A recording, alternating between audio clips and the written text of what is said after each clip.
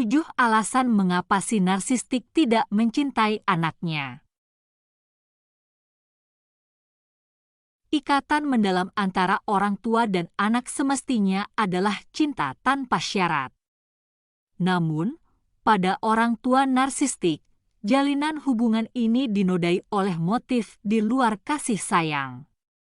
Orang tua narsistik didorong oleh citra, mereka didorong oleh cara mereka terlihat di depan umum, sehingga kebutuhan untuk berpenampilan baik untuk menjaga citra publik yang baik akan mengarah pada hubungan yang rumit dan merusak dengan anak-anak mereka.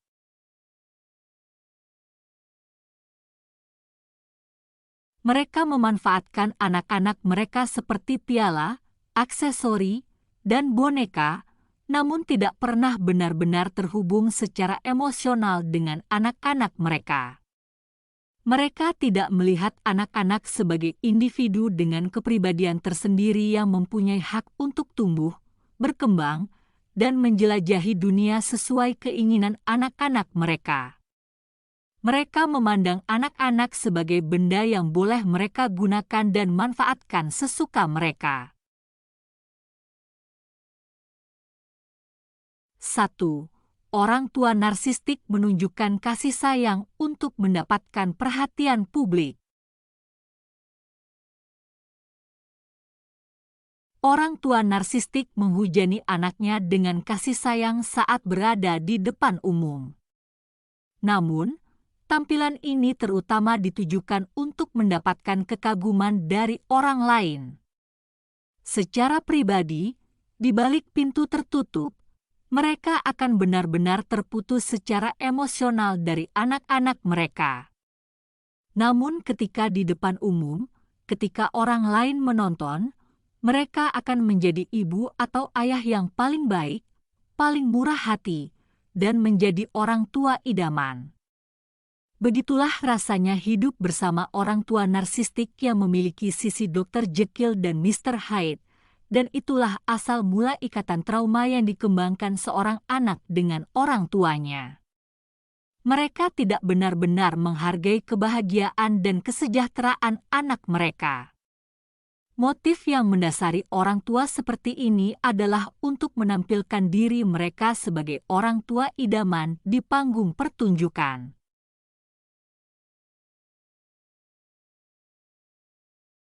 2. Idealisasi tahap balita.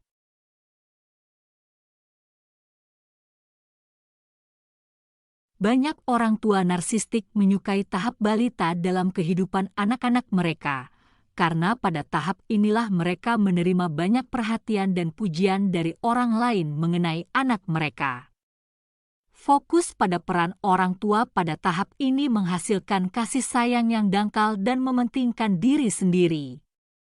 Ketika Anda masih balita, Anda melakukan apa yang mereka ingin Anda lakukan. Anda menurut, Anda benar-benar patuh, dan kepatuhan itu dipandang sebagai bentuk suplai tingkat A.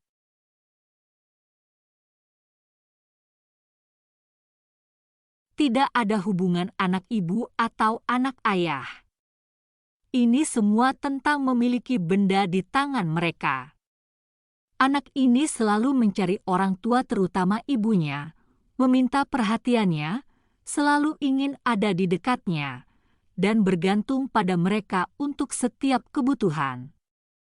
Bentuk validasi ini adalah bentuk suplai tertinggi bagi si narsistik. Itulah sebabnya biasanya mereka baik kepada Anda ketika Anda masih sangat muda. Hanya ketika Anda mulai melakukan individualisasi dan mengembangkan kepribadian Anda sendiri, barulah mereka lebih menunjukkan warna aslinya.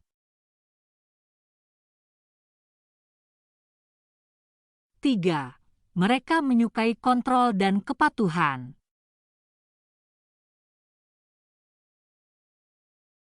Ketika anak-anak bertumbuh, di sekitar usia 3 dan 15 tahun, mereka cenderung tidak mempertanyakan otoritas. Ini adalah fase ketika orang tua narsistik merasa lebih mudah membentuk Anda berdasarkan citranya, yang mungkin disalahartikan sebagai kesukaan, namun lebih merupakan kontrol dan kepatuhan.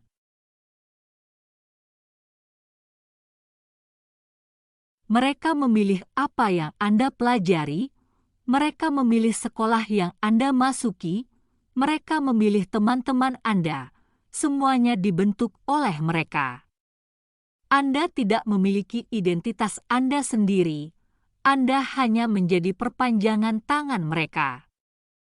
Dan jika Anda mencoba untuk mengekspresikan individualitas Anda, keterpisahan Anda, perbedaan Anda dengan cara apapun, perbedaan Anda dengan mereka, perbedaan Anda yang membuat Anda menjadi individu yang benar-benar unik, Anda dianggap sebagai masalah, dan serangan kepada Anda dimulai.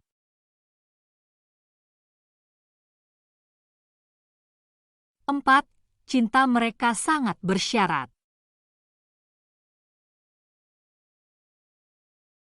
Ciri khas hubungan antara orang tua narsistik dan anak-anaknya adalah cinta dengan syarat. Orang tua seharusnya menunjukkan penghargaan positif dan dukungan tanpa syarat terhadap anak-anaknya. Itu berarti menerima anak apa adanya. Namun cinta orang tua narsistik sangat bersyarat, bersifat transaksional. Anda hanya dianggap pantas mendapatkan cintanya jika Anda mendapatkan perhatian positifnya. Jika tidak, Anda akan didevaluasi dan akhirnya dibuang. Kasih sayang dan perhatian seringkali bergantung pada kemampuan anak untuk memenuhi harapan orang tua. 5. Mereka memanfaatkan anak-anak.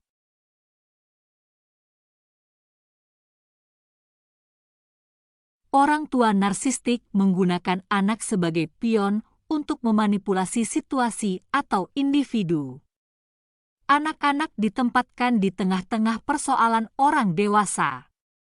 Anak-anak mereka menjadi terapis, mediator, dan memikul beban yang tidak seharusnya mereka tanggung. Anak-anaklah yang menyelesaikan konflik ketika mereka tidak memiliki keterampilan atau kemampuan untuk melakukannya. Si narsistik mungkin menggunakan Anda sebagai pion untuk melawan orang tua yang lain, dan jika orang tua yang lain juga seorang narsistik, maka Anda terjebak di neraka karena Anda tidak memiliki siapapun.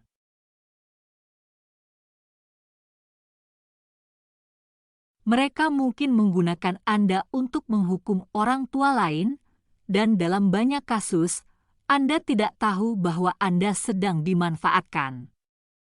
Mereka memanfaatkan Anda untuk menguasai suatu keadaan. Mereka menggunakan Anda untuk ditampilkan kepada publik sebagai salah satu hasil prestasi mereka.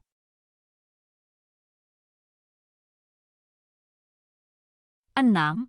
Anda terbiasa menampilkan citra keluarga yang sempurna. Orang tua narsistik mempunyai kebutuhan mendalam untuk menampilkan citra keluarga yang sempurna. Hal ini membuat mereka terpaku pada penampilan, tingkah laku, dan prestasi anak sebagai cerminan pola asuhnya. Fokus pada citra dibandingkan substansi menghasilkan hubungan tanpa kedalaman emosional yang sejati.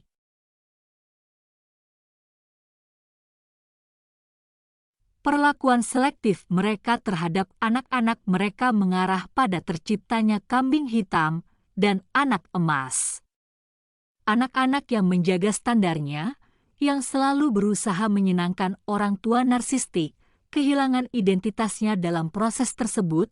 Itulah sebabnya sebagian besar anak emas pada akhirnya menjadi narsistik juga. Contoh utamanya adalah hubungan antara anak laki-laki yang narsistik dan ibunya. Sedangkan kambing hitam yang tidak sesempurna anak emas diabaikan, mereka mendapatkan semua kebencian dan pelecehan. Orang tua narsistik tidak adil dalam mengasuh anak, mereka tidak memperlakukan anak-anak mereka secara setara.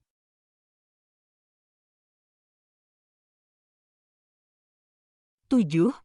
Mereka melakukan sikap pilih kasih dan menciptakan perpecahan.